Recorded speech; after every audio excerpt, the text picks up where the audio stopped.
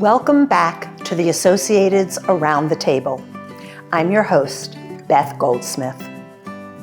Being a caregiver to a parent or spouse is one of the most important yet demanding roles you can take on, and often involves making difficult decisions about finances, living arrangements, and medical care for someone you love. Today, we speak with Gary Biedenkep, Neil Swerin, and David Harrison about their experiences as caregivers and how the Associated's Age Well Baltimore can help. David, I'm going to start with you. Can you share your experience with caregiving? My father's health about 10 years ago had started to decline, and I was the primary person helping him through it. And I remember the day he had had a stroke and he had recovered nicely. He was about to come out of the hospital. And I remember the social worker at the hospital looked at me, sat me down, and said, "Where does he go next?" And I looked like she was talking to somebody else in the room. I was like, "What do you mean?" I expected to be told where he goes next. I had to pick a rehab facility. I had to pick where and how he was to be cared for. And that came as a complete surprise to me. And I think in that moment, I realized, okay, I'm in this role now. It's me. And so I picked a place for my father, and I think in that moment, the role shifted between father and son, and I was now taking care of him. Gary, tell us your story. So my wife was diagnosed with Alzheimer's in 2017 at the age of 62. Early onset. They don't tell you anything as to where you'll get help, how to do it. They say you have Alzheimer's, good luck. I was her primary caregiver for many years, and it is a tough, tough job. But we do it with love because we love these people. Yeah. Neil, tell us your story. So we were in a situation with my mother-in-law where her current living arrangement wasn't working out anymore, and we really didn't know what to do. Financially, the position she was in, she didn't have that many options. So we ended up with JCS, a counselor there, kind of helping walk us through and explaining to us, you have to get on a list, and here's how it works. And she ended up out by the JCC in Owings Mills. And it was great for many years, just a perfect arrangement, a small apartment that she could manage on her own. She had a caregiver coming in that they helped her find in the building. And even as things progressed and became more challenging for her mentally, the social worker in the building called us and said, "You're going to start to need to think about what's coming next." And kind of help give us some direction there as far as what we would need to be doing. But it was a really good experience, I would say, overall, just getting her in there and getting her into a safe place where there were services available, eating together. There was a bus, that took them to the store and everything. And it really worked out well for her. What do you wish someone had told you before this happened to you? Before you started your journey? I wish that there was more prep. Like before you have a baby, you go to a childcare class, and they kind of say to you, like, all right, these are the things you can expect. And I remember them teaching us, like, pick your battles. And, so we had some idea. We really still didn't know, right? But you had some idea what was coming your way. But with the aging process, when you're dealing with a loved one, we just don't know. I feel like we're all still in the dark, and even communication, conversations I have with friends now, where I try to explain to them, like, you need to start thinking about this now. It's like, oh, that's not going to be on my plate. I'm like, it is definitely going to be on your plate, and now's the time to start really thinking about what that's going to look like. It's such a great point, and I don't even know whether it's that people in the next generation are who need to do that, or if the people who are aging need to have that kind of a class with their own family. It's a little bit of both, but from my perspective, I think we need to, 50 and 60 somethings with aging parents we need to figure out how to educate that cohort so that they understand what's coming and how to be better prepared for it.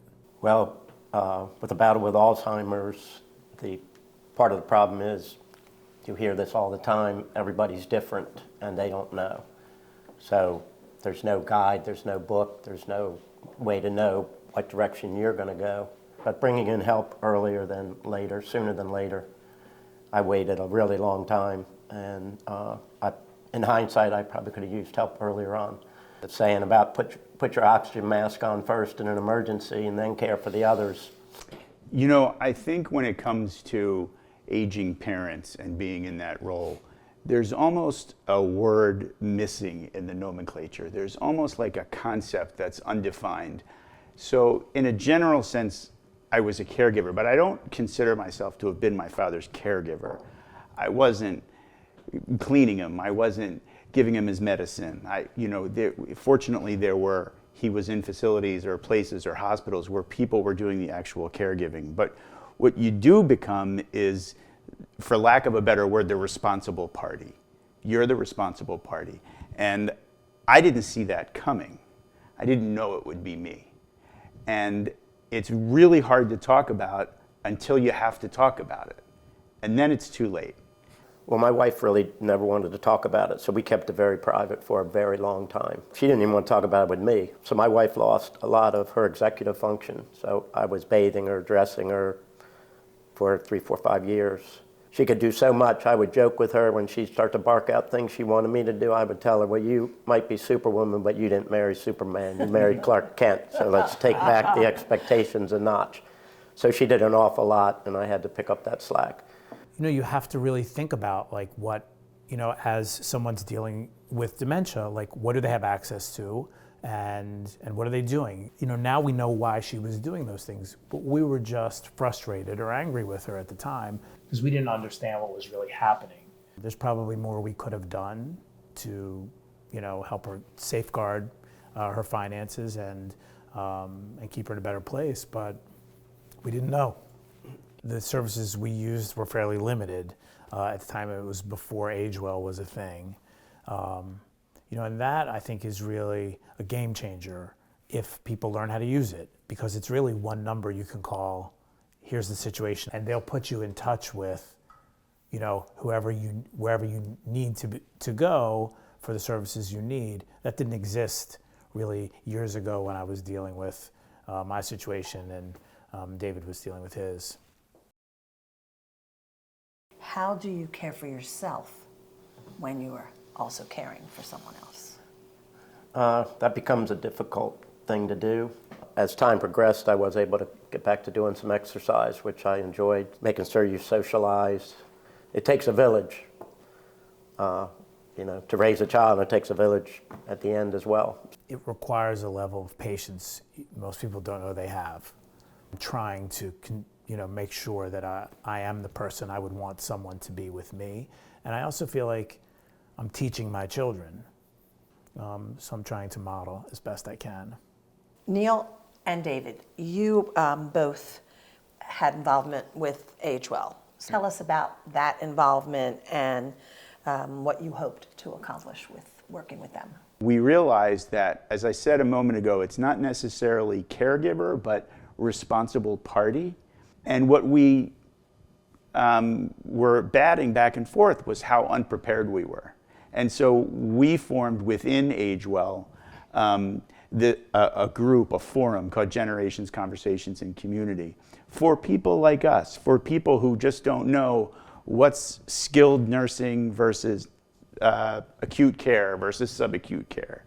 What's power of attorney? When do you get it? All these questions that suddenly you need to answer. The real problem is that people don't want to talk about it. They don't think they're part of it. They don't need to know until they need to know. It almost sounds like we need age planning like we do financial planning. We meet about, when we retire, we need money put aside. Well, what about when we age? What do we need put aside?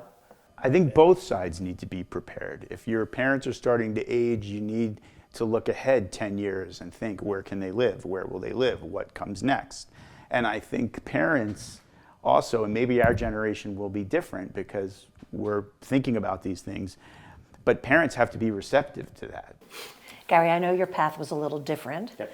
and you had someone at JCS actually help you through. Would you share how that worked for you and a little more about it? I got Jennifer Sapp's name as a person that could be helpful. Well, at that point, Judy was doing fairly well. And Jennifer basically said, you know, you look like you got everything under control, but here's my number if you need me. So fast forward to March of this year, things had deteriorated quite a bit, and I reached back out to Jennifer, and she was a godsend. So my wife wound up in Levendale for 45 days at the geriatric psych unit, and Jennifer was here. She went in and checked on her when I couldn't, helped me navigate the system, like she's supposed to get her hair done there. And she just helped facilitate that. Unfortunately, by the time my wife came out of Levendale, she went straight into hospice, which Jennifer helped with that. So I would just say having an advocate that understands and knows how to negotiate the system, because she does it every day for a living, and I'm just a husband. Just having the resource of somebody like Jennifer was invaluable, all the way to the end. How can the Associated Network provide additional support to both caregivers and their loved ones? People need to understand that by going to the Associated, they're not asking for charity. They're asking for assistance in managing a situation. And the Associated can be an enormous help, an enormous resource. The Associated can be a bridge. Thank you. Thank you all. First of all, I'm thanking you on behalf of the family members that have been blessed to have you take care of them. And thank you for being so open and sharing. And hopefully this really will be helpful when other people see it, and maybe they'll have their aha moment early enough to really make a plan. Thank you so much for being here. To learn more about the services the Associated provides, go to associated.org/agewell. We hope you will join us for the Associated's next edition of Around the Table as we continue to explore what our community is thinking about today's issues.